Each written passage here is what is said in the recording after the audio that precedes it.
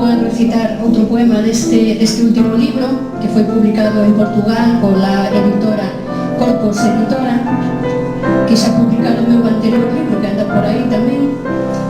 No anterior libro pois fixo o prólogo Alexandre Insua, e neste pois temos o prólogo de Rosa, miña irmá.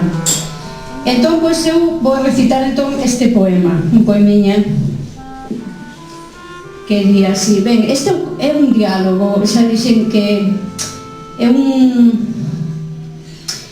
A ver, a persoa que fala é un narrador omnisciente, que pode ser o autor, pode non serlo.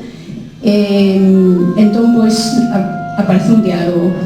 Todo o libro é un diálogo. E di así: dolle o amanecer que acorda entre cicatrices. Os apósitos non conseguen cobrir as fendas, ábrense. O pranto afoga as ilusións doutra hora, concentrado no caos que o domina na morte. Porque quizá quebra un mundo e eu con el tamén choro, Amanda, tamén choro, a Bofé. Supuran chagas cada mañán, malfarada calas, acatas.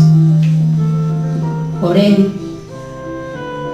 ele só procura o seu sorriso de carmín. A parte diso, non lle interesa máis. E ela sente frío no mes de agosto. Cai. E se serguese. Ben, este. Ahora sí, xa acabei.